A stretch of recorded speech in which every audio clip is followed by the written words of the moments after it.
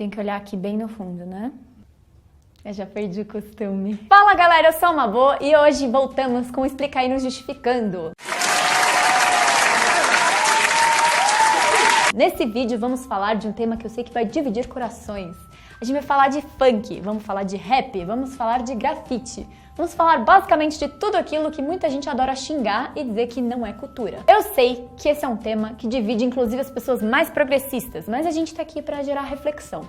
Então o vídeo de hoje é basicamente para explicar que cultura não é só aquilo que você gosta.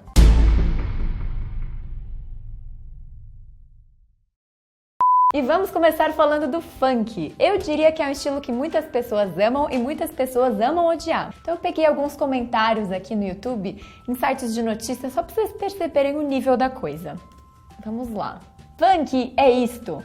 Só traz confusão, prostituição e morte e ainda chamam esta caca de cultura. Outro. Baile funk não é música e nem cultura, e sim apologia às drogas, sexismo, crime organizado e assassinatos. Também tem essa pérola, essa é a mais, meu Deus, não poupa nem as crianças dessa nojeira, devia voltar à ditadura pra censurar essa porcaria, tudo pelo dinheiro. E tem o final, que é uma equação, funk igual lixo, escória da sociedade. Inclusive, esse tipo de pensamento, infelizmente, não tá só na seção de comentários do G1. Recentemente, o prefeito de São Paulo, João Dória, afirmou que o pancadão é um cancro que destrói a sociedade. Pesadíssimo. Desse jeito, parece que tudo que acontece de ruim na sociedade brasileira, a gente pode acreditar ao baile funk. Então, as drogas, baile funk. Jovens fora da escola, baile funk. Geração de adolescentes perdida e sem futuro, baile funk. Gravidez precoce, baile funk.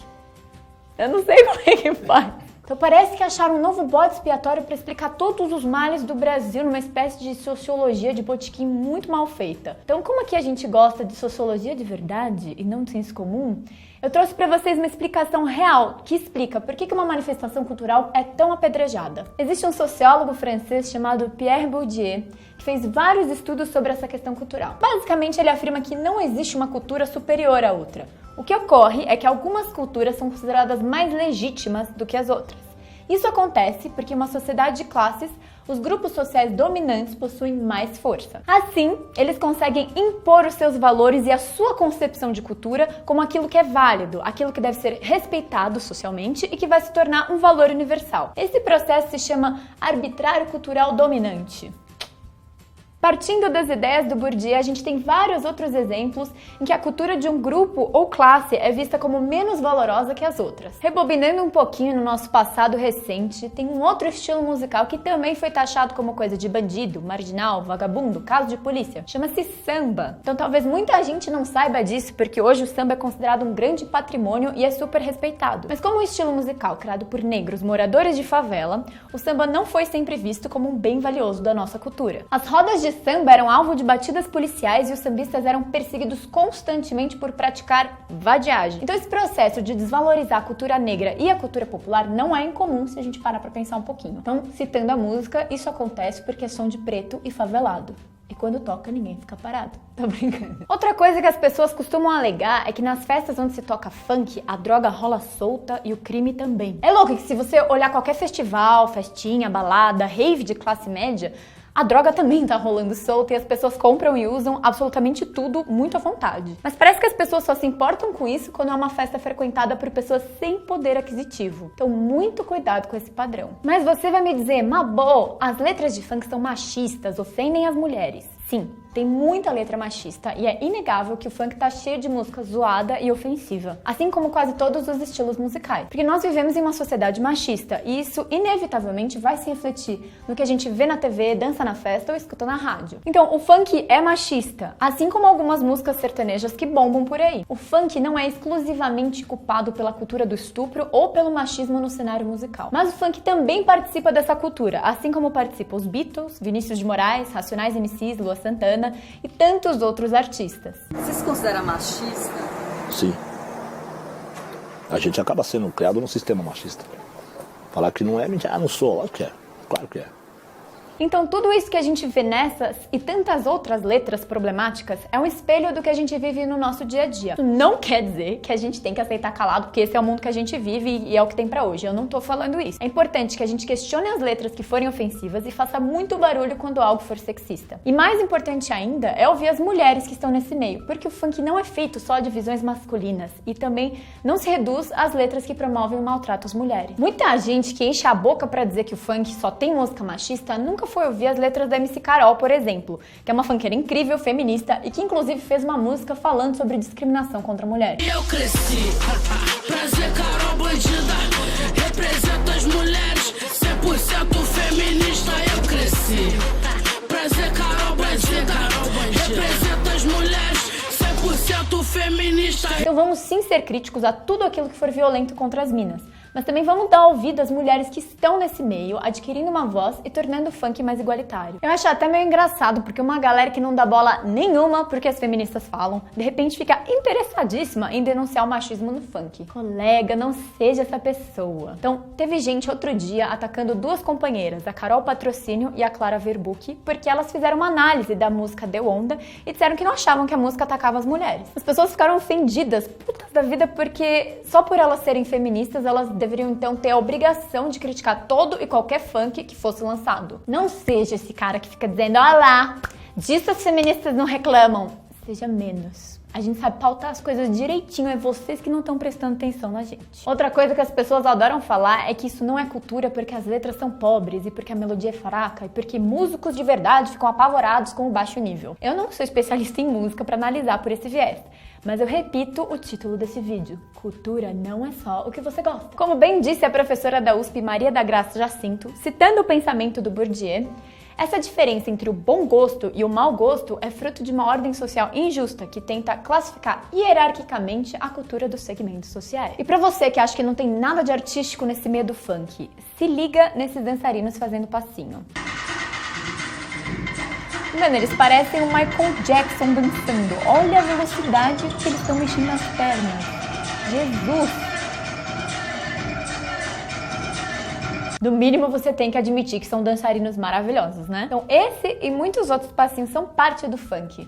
Então, muito cuidado ao tentar deslegitimar todo um setor da nossa cultura. Bom, agora a gente vai falar sobre dois elementos da cultura hip hop que também são alvo de muita polêmica. O primeiro é o gênero musical, o rap. Pra quem não sabe, rap é sigla de Rhythm and Poetry, que significa, em português, ritmo e poesia. O rap surgiu nos anos 70 nos Estados Unidos graças a um DJ jamaicano chamado Kool Herc. Esse cara trouxe para os guetos de Nova York uma prática que já acontecia nos bairros periféricos da Jamaica. Era assim, uma pessoa subia no palco e começava a improvisar rimas e falar coisas sobre o cotidiano daquelas pessoas, o dia a dia do lugar. Mas não ficava só aí. O rap começou a adquirir um poder de contestação muito forte, porque ao falar da vida das pessoas, inevitavelmente assuntos como a violência policial, o racismo e as críticas ao sistema apareciam. Nem preciso dizer que isso tomou uma proporção gigante. O rap se espalhou pelo mundo todo e existem rappers em todos os lugares do planeta. Como vocês podem imaginar, no Brasil esse estilo musical também foi muito marginalizado. Tanto que as rádios de grande porte, mais comerciais por assim dizer, só começaram a tocar música de rapper nesses últimos anos. Pelo menos eu não lembro de ouvir antes disso. Então, geralmente esses estilos que surgem de periferia passam por esse momento. Foi como eu falei. Com o samba foi igualzinho. Então são expressões que surgem como um discurso de resistência. E os autores são principalmente negros. Então acabam sofrendo um imenso preconceito. Um exemplo aqui do Brasil é o grupo Racionais MCs. Então, usando uma linguagem da periferia e fazendo várias letras que se dirigiam a todos aqueles que não eram lembrados pelos meios de comunicação, o grupo conseguiu, sem botar o pé em nenhuma grande emissora de TV, se tornar um sucesso de público. Eles chegaram até no Suplicy, que cola toda hora no show deles. Tem aquela imagem maravilhosa do Suplicy, tipo, no meio de uma multidão, dá um zoom. Vamos mostrar isso aí, pelo amor de Deus.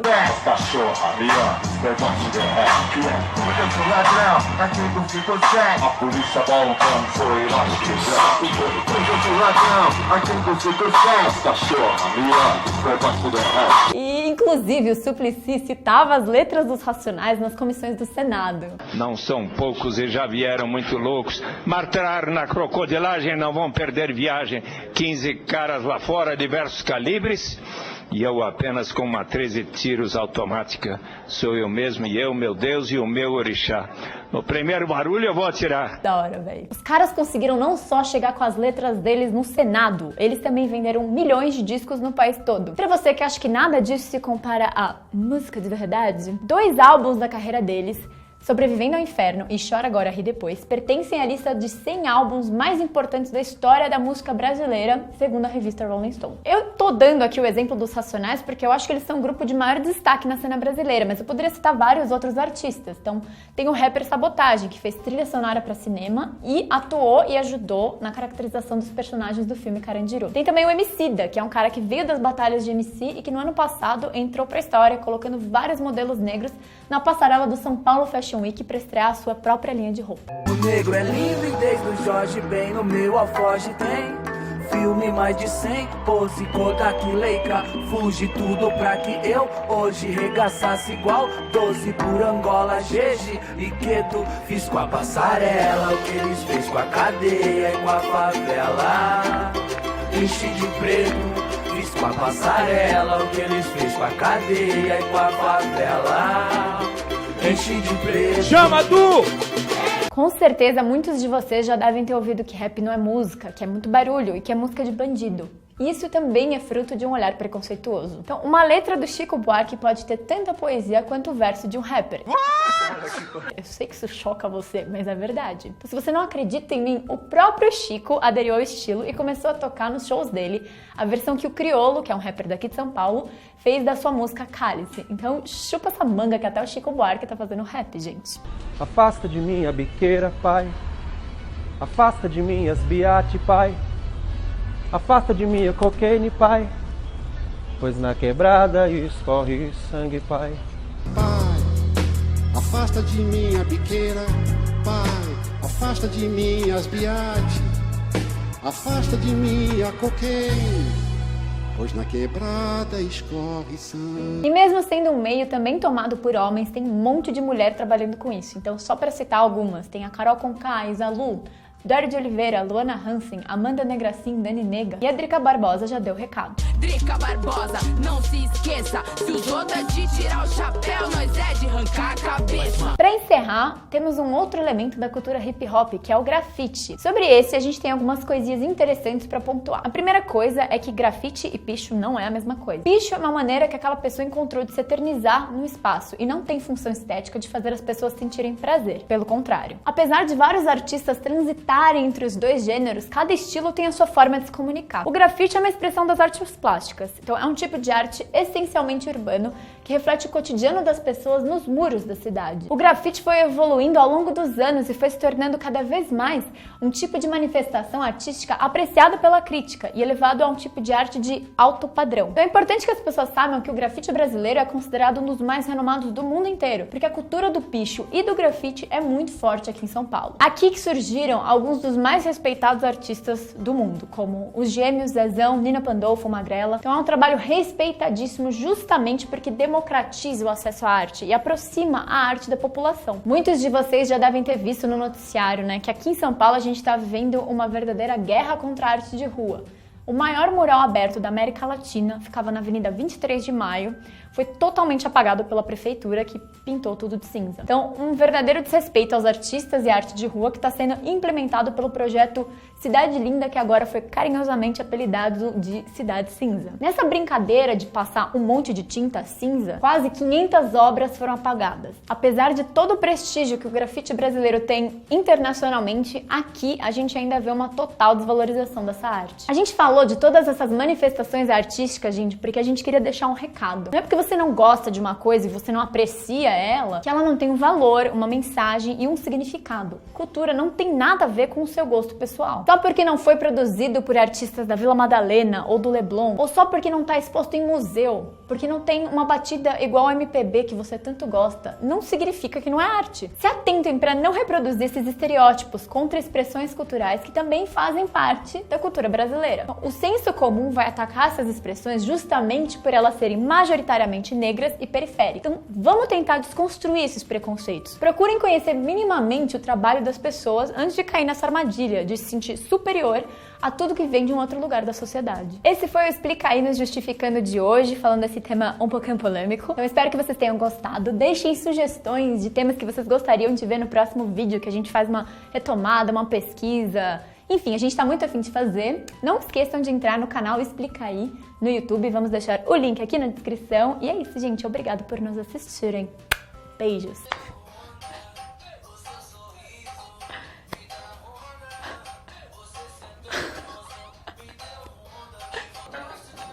Fazer o quê?